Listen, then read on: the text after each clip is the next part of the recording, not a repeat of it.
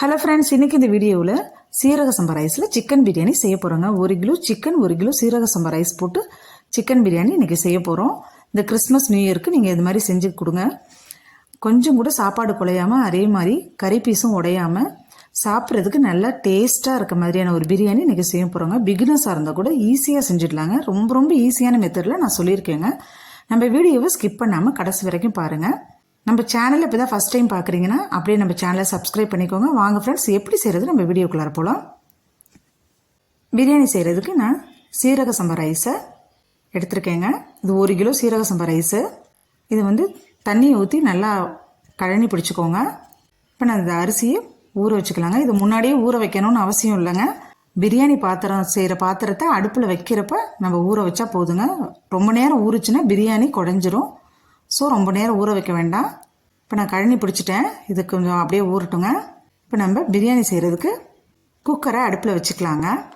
இன்றைக்கி நம்ம குக்கரில் பிரியாணி செய்ய போகிறோம். ஸோ ரொம்ப நேரம்லாம் ஆகாது, ஈஸியாக செய்ய போகிறோம். ஒரு 7 ஸ்பூன் அளவுக்கு எண்ணெய் சேர்த்துக்கலாங்க. இதில் 1 ஸ்பூன் அளவுக்கு நெய் சேர்த்துக்கிறேன். இதில் ஒரு 3 பிரியாணி இலையை இந்த மாதிரி கட் பண்ணி சேர்த்துக்கிறேங்க. இன்றைக்கி நம்ம தாளிக்கிறதுக்கு பட்டை, கிராம்பு, ஏலக்காய் எதுவுமே நான் சேர்க்கலைங்க. இதில் ஒரு 3 பெரிய வெங்காயம் நான் கட் பண்ணி சேர்த்துக்கிறேன். நீட்டமாக கட் பண்ணி சேர்த்துக்கோங்க. வெங்காயம் சீக்கிரம் வதங்கிறதுக்காக ஒரு 2 ஸ்பூன் அளவுக்கு நான் உப்பு சேர்த்துக்கிறேங்க. இந்த வெங்காயம் நல்லா வதங்கணுங்க. வெங்காயம் நல்லா ப்ரௌன் கலரில் வர வரைக்கும் நல்லா ஒரு முறை வதக்கி விட்டுக்கோங்க. பாருங்கள், இப்போ நல்லா கலர் மாறிடுச்சு. இதில் ஒரு 7 பச்சை மிளகா நான் சேர்த்துக்கிறேங்க. பச்சை மிளகா உங்கள் காரத்துக்கு ஏற்ற மாதிரி சேர்த்துக்கோங்க. பாருங்கள், இந்த மாதிரி நான் பச்சை மிளகாயை கீரி சேர்த்துக்கோங்க. சிக்கன் பிரியாணி அப்படிங்கிறப்போ பச்சை மிளகா நிறைய போட்டால் தான் நல்லா டேஸ்ட் நல்லா இருக்குங்க. இதில் ஒரு 4 தக்காளி, நல்லா பழுத்த தக்காளியாக நான் கட் பண்ணி சேர்த்துக்கிறேன்.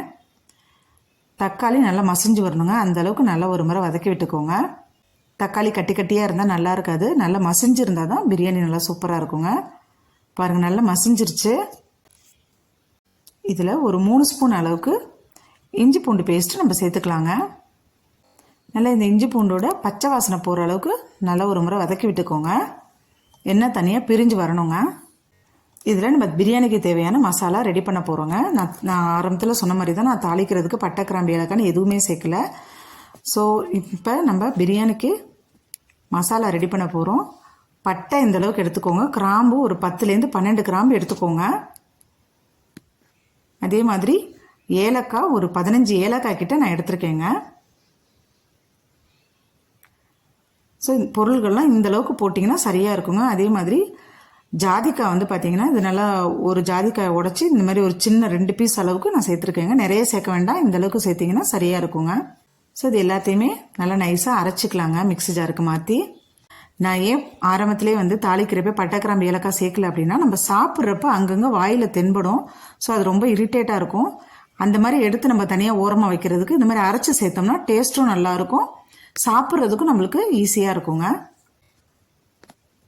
இதில் ஒரு 2 கைப்பிடி அளவுக்கு மல்லி, புதினா சேர்த்துக்கலாங்க. கட் பண்ணி வச்சுருக்கோம், அதை இதோடு சேர்த்துக்கிறேன். இதை அப்படியே நல்லா ஒரு முறை கலந்து விட்டுக்கலாங்க. இந்த மல்லி, புதினாவை நல்லா ஒரு முறை மிக்ஸ் பண்ணி விட்டுக்கோங்க. இதில் சின்ன குழிக்கரண்டியில் ஒரு 2 குழிக்கரண்டி அளவுக்கு தயிர், புளிக்காத தயிரை நான் சேர்த்துக்கிறேங்க. இந்த தயிர் சேர்த்து பிரியாணி செய்கிறப்ப நல்லா டேஸ்ட் நல்லா இருக்குங்க. இது நல்லா ஒரு முறை கலந்து விட்டுக்கலாங்க. இந்த பிரியாணியில் ஒவ்வொரு பொருளும் போடுறதுக்கு கொஞ்சம் டைம் எடுத்து நல்லா ஒரு முறை வதக்கி விட்டு செய்யணுங்க. அப்போ தான் நல்லாயிருக்கும். ஸோ இந்த டைமில் நம்ம அரைச்சி வச்சுருந்த பிரியாணி மசாலாவை சேர்த்துக்கலாங்க. இந்த மாதிரி பிரியாணி மசாலா இன்ஸ்டண்ட்டாக அரைச்சி சேர்க்குறப்ப பிரியாணி நல்லா வாசனையாக இருக்குங்க. நார்மலாக நம்ம தாளிக்கிறதுல பட்டை, கிராம்பு, ஏலக்கான்னு சேர்க்குறதுலாம் பார்த்திங்கன்னா அந்த இடத்துல மட்டும் சாப்பாடு ரொம்ப வாசனையாக இருக்கும். ஸோ அந்த மாதிரி சேர்க்காமல் இந்த மாதிரி அரைச்சி சேருங்க, நல்லா இருக்குங்க. இதில் வந்து ஒரு 2 ஸ்பூன் அளவுக்கு கரம் மசாலா சேர்த்துக்கிறேன். 1 ஸ்பூன் அளவுக்கு மிளகாத்தூள் சேர்த்துக்கிறேங்க. நீங்கள் காரத்துக்கு ஏற்ற மாதிரி பார்த்துட்டு சேர்த்துக்கோங்க. ஏன்னா ஏற்கனவே 7 பச்சை மிளகா நம்ம சேர்த்துருக்கோம். ஸோ அதுக்கேற்ற மாதிரி பார்த்துட்டு சேர்த்துக்கோங்க. இப்போ நம்ம போட்டிருக்க இந்த பவுடர் எல்லாமே நல்லா ஒரு முறை கிளறி விட்டுக்கோங்க. இப்போ நம்ம 1 கிலோ சிக்கன் எடுத்து மஞ்சத்தூள் போட்டு நல்லா கழுவி வச்சுருக்கோங்க. பிரியாணிக்கு அப்படின்னு சொன்னோம்னா நல்லா சிக்கன் பீஸை இந்த மாதிரி பெருசு பெருசாக போட்டு தருவாங்க. ஸோ இந்த மாதிரி பெருசாக போட்டு வாங்கிக்கோங்க. சின்ன சின்னதாக இருந்ததுன்னா கறி சீக்கிரமாக உடஞ்சிருங்க. 1 கிலோ சிக்கன் எடுத்துருக்கோம். ஸோ இதை சேர்த்தாச்சு. இந்த சிக்கனில் இந்த மசாலா எல்லாம் படிகிற மாதிரி நல்லா ஒரு முறை மிக்ஸ் பண்ணி விட்டுக்கலாங்க. இந்த மசாலாலாம் இந்த சிக்கனில் ஊறி நல்லா சூப்பராக இருக்குங்க இந்த மாதிரி செய்கிறதுனால. இப்போ நான் எடுத்திருக்க இந்த சிக்கனில் வந்து தண்ணி விடலைங்க. இப்போ சில டைம் பார்த்தீங்கன்னா சிக்கன் போட்ட உடனே பார்த்தீங்கன்னா நிறைய தண்ணி விட்டுரும். இன்றைக்கி நம்ம சீரக சம்பா ரைஸு இந்த டம்ளரில் 3.5 டம்ளர் எடுத்திருக்கேங்க. அதாவது 1 கிலோ சீரக சம்பா ரைஸ் எடுத்திருக்கேன். ஸோ நான் 3.5 டம்ளர் எடுத்திருக்கேன் அரிசி. இதில் பார்த்தீங்க அப்படின்னா நான் 7 டம்ளர் அளவுக்கு தண்ணி சேர்க்குறேங்க. ஸோ நான் 1:2 அப்படிங்கிற பேசிஸில் நான் அரிசிக்கு தண்ணி சேர்க்குறேன். 3.5 டம்ளருக்கு அரிசிக்கு 7 டம்ளர் தண்ணி சேர்த்துருக்கேன். அது சரியாக இருக்குங்க.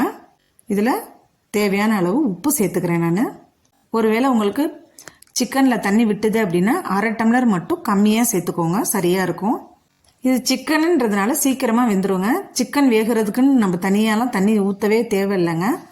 இப்போ இது எல்லாத்தையும் நல்லா ஒரு முறை மிக்ஸ் பண்ணி விட்டாச்சு.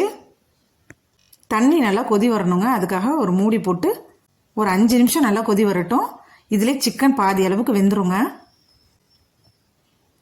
இப்போ நம்ம ஓப்பன் பண்ணி பார்த்துடலாம். நல்லா கொதி வந்துருச்சு. இந்த டைமில் நம்ம ஊற வச்சுருந்தோம் இல்லையா, அந்த சீரக சம்பா ரைஸில் இருக்க தண்ணியெல்லாம் சுத்தமாக வடிச்சிட்டு அரிசியை மட்டும் இதில் சேர்த்துக்கலாங்க. இந்த சீரக சம்பா ரைஸ் பார்த்தீங்கன்னா கொஞ்ச நேரத்தில் வெந்துருங்க. நம்ம வீட்டு அரிசி மாதிரி கிடையாது, போட்ட உடனே கொஞ்ச நேரத்தில் வெந்துடும். இதில் ஒரு நல்ல பெரிய எலுமிச்சம்பழம் புளிஞ்சு அதோட சாறை இதில் நான் சேர்த்துக்கிறேன். இது எல்லாமே நல்லா ஒரு முறை மிக்ஸ் பண்ணி விட்டுக்கலாங்க. இப்போ இதெல்லாமே நல்லா ஒரு முறை மிக்ஸ் பண்ணி விட்டாச்சு. இதில் கொஞ்சமாக இதில் இருக்க தண்ணியை எடுத்து டேஸ்ட்டு பாருங்கள். உப்பு, உரப்பு, புளிப்பு எல்லாமே சரியாக இருக்கான்னு பார்க்கணும். எனக்கு கொஞ்சம் உப்பு கம்மியாக இருக்க மாதிரி இருந்ததுங்க. அதனால் நான் கொஞ்சம் உப்பு இதில் சேர்த்துக்கிறேன். சும்மா ஒரு ஸ்பூன் அளவுக்கு மட்டும் நான் உப்பு எக்ஸ்ட்ரா சேர்த்துக்கிறேங்க. கொஞ்சம் கம்மியாக இருக்க மாதிரி இருந்தது. ஏன்னா பிரியாணி அப்படிங்கிறப்போ எல்லாமே கரெக்டாக இருந்தால் தாங்க நல்லாயிருக்கும். ஏதாவது ஒரு டேஸ்ட்டு கம்மியாக இருந்தால் கூட அந்தளவுக்கு பர்ஃபெக்டாக இருக்காது. ஸோ இப்போ நான் மேலாப்பில் ஒரு 2 ஸ்பூன் அளவுக்கு நெய் சேர்த்துக்கிறேங்க. இந்த மாதிரி நெய் சேர்க்குறப்ப அரிசியும் நல்லா வெந்திருக்கும், குழையாமல் இருக்குங்க, ஒன்றோடு ஒன்று ஒட்டாமல் வரும். இது அப்படியே குக்கரை மூடி ஒரு விசில் மட்டும் விட்டுக்கலாங்க. இது சீரக சம்பா ரைஸுங்கிறதுனால சீக்கிரம் வெந்துடும். இப்போ நான் ஒரு விசில் போட்டுட்டேன். கொஞ்சம் வெயிட் பண்ணுவோம், ஒரு விசில் வரட்டும். பாருங்கள், இப்போ ஒரு விசில் வந்துருச்சு. அடுப்பை அப்படியே சிம்மில் வச்சுக்கலாங்க. இப்போ நம்ம தோசைக்கல்லை வச்சு தம் போட போகிறோங்க. இப்போ தோசைக்கல்லை அடுப்பில் வச்சுக்கலாங்க. அடுப்பை இப்போ இந்த டைமில் சிம்மில் வச்சுக்கோங்க. இப்போ தோசைக்கல்லை வச்சாச்சு. இது மேலே நம்ம ரெடி பண்ணி வச்சுருந்த குக்கரை இதோட வச்சிடலாங்க. இது மேலே வச்சுருங்க. ஒரு 10 நிமிஷம் அப்படியே சிம்லேயே வச்சுருக்கலாங்க. 10 நிமிஷம் வச்சுட்டு ஆஃப் பண்ணிடுங்க. நீங்கள் கறி எடுப்புனா நம்ம மேலே கறியை எடுத்து வச்சுருப்பாங்க. ஸோ இது வந்து நம்ம குக்கரில் செய்கிறதுனால இந்த மாதிரி தோசைக்கல் அடியில் வச்சு செஞ்சாலே ரொம்ப ரொம்ப பர்ஃபெக்டாக வந்துடுங்க. இப்போ நான் குக்கரை ஓப்பன் பண்ணிடலாங்க. இதில் மேலே ஒரு 4லேருந்து 5 ஸ்பூன் அளவுக்கு நான் நெய் சேர்த்துக்கிறேங்க.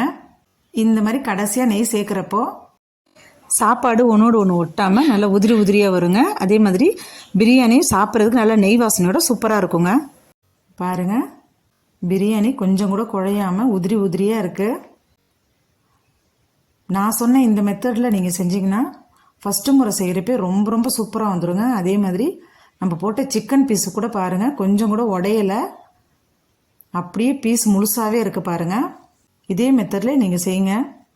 இந்த பிரியாணி செய்கிறதுக்கு 1/2 மணி நேரம் கூட ஆகாதுங்க, சீக்கிரம் செஞ்சு முடிச்சிடலாம். அவ்வளோதான் ஃப்ரெண்ட்ஸ், நம்மளுக்கு சுவையான மனமான சிக்கன் பிரியாணி சீரக சம்பா ரைஸில் சூப்பராக செஞ்சாச்சு. இதை நீங்கள் வீட்டில் செஞ்சு பார்த்துட்டு எப்படி இருக்குன்னு கமெண்ட் பாக்ஸில் கமெண்ட் பண்ணுங்கள். நம்ம சேனலை இப்போ தான் ஃபஸ்ட் டைம் பார்க்குறீங்க அப்படின்னா சப்ஸ்கிரைப் பண்ணுங்கள். அப்படியே ஒரு லைக்கு கொடுங்க. உங்கள் ஃப்ரீ டைம்ஸில் நம்மளோட மற்ற வீடியோஸையும் பாருங்கள். உங்கள் ஃப்ரெண்ட்ஸ் அண்ட் ஃபேமிலி மெம்பர்ஸ்க்கு ஷேர் பண்ணுங்கள். திரும்ப உங்களை நான் வேறொரு வீடியோவில் சந்திக்கிறேன். Bye bye.